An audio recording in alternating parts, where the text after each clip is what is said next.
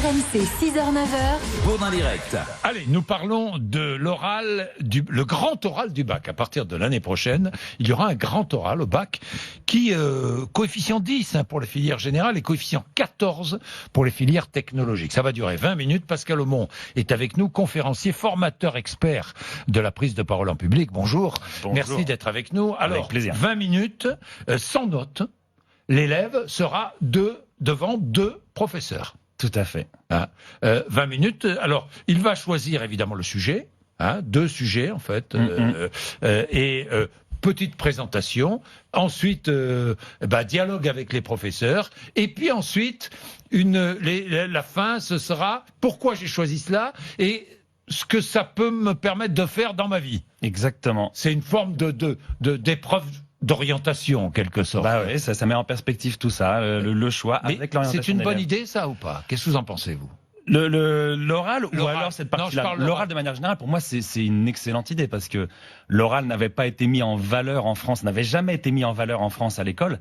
Oui. À l'école, on aime bien l'écrit. On est pays Descartes. On aime bien l'écrit, on aime bien les raisonnements construits avec thèse, antithèse, synthèse.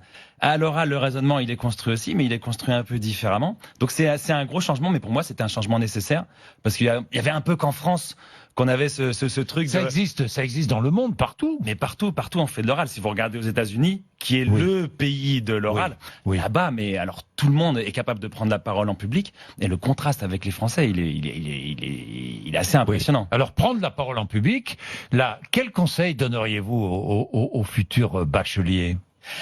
Alors, je leur donnerais le conseil de bien préparer. Dans la prise de parole en public, il n'y a pas de miracle, il n'y a pas de recette miracle. On contre le n'improvise trac. pas comme ça, en sachant tout, quoi. Exactement, la préparation, c'est vraiment la clé. Mais la préparation, c'est pas seulement préparer son argumentaire à l'écrit, c'est surtout la répétition. C'est-à-dire répéter dans les conditions les plus proches possibles des conditions dans lesquelles ils vont passer cette oral du bac. Ça peut être avec des camarades, ça peut être en famille, Avec ça les peut être avec un parents, professeur. oui, bien sûr.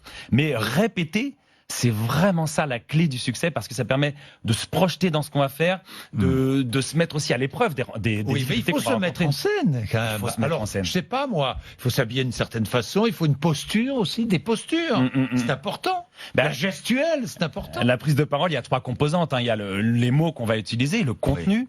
Il y a aussi le corps, ce qu'on renvoie avec le corps. Et il y a aussi la voix.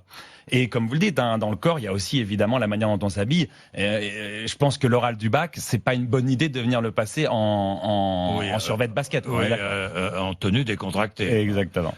Ce sont des techniques de théâtre presque qu'il faut utiliser. Mais oui, la scène, il n'y a rien de mieux pour se préparer à ça.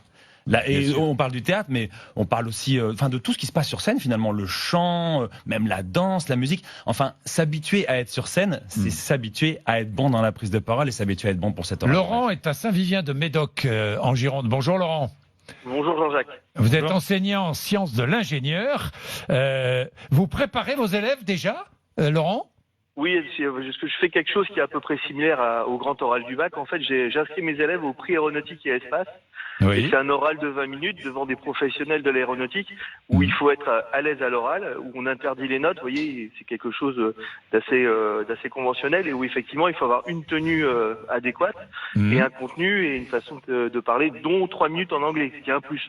Là, c'est 2 ou 3 minutes en anglais. Ça rajoute un peu de difficulté. Mais l'élève au bac qui aura choisi une langue vivante parmi ses spécialités, il sera obligé de parler pendant plusieurs minutes en anglais ou je sais pas, en allemand ou. Oui, mais c'est quand même dommage pour des scientifiques. À tort ou à raison, l'anglais c'est un peu la langue internationale. C'est dommage de ne pas imposer 3 minutes d'anglais dans 20 minutes d'oral, c'est pas la mort non plus. Et ça permettrait aussi de dire aux élèves scientifiques et matheux, ne négligez pas les langues. Vous imposeriez l'anglais, vous, systématiquement? Clairement, oui. Ça, c'est une vraie question.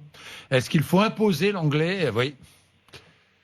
C'est la langue des sciences, Oui, c'est vrai que c'est la langue des sciences. Mais c'est très utile pour vos élèves, Laurent, vous le savez. Oui, mais moi je vois, ça fait des années que je fais ça, les élèves sont super motivés.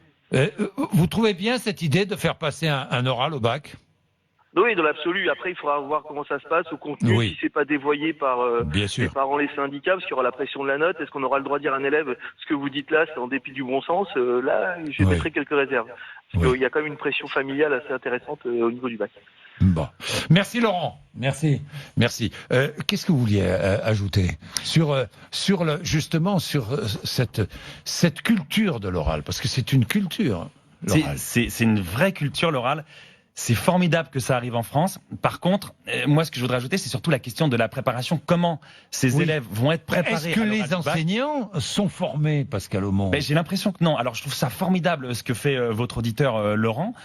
Lui, il prépare c'est au-delà du bac, si j'ai bien compris. En tout cas, ce qu'il leur propose de faire, ça va vraiment les préparer aussi à cette épreuve du bac. Et la question de la préparation, les enseignants sont pas forcément... Les enseignants sont des professionnels de la prise de parole. Ils sont devant les élèves tous les jours. Ce sont souvent des excellents orateurs. Souvent, pas toujours. J'ai quelquefois aussi des mauvais souvenirs d'école. Mais ça ne veut pas dire qu'ils sont forcément les mieux préparés à transmettre cette connaissance de l'oralité, à transmettre cette manière, à transmettre les techniques de prise de parole. C'est pour ça que je crois que... Ils ont besoin d'être formés. Comme vous allez voir le ministre dans 2 heures, moi j'ai un message pour lui.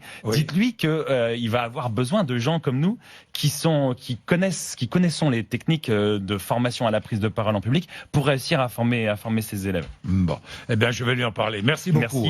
Merci Pascal Aumont.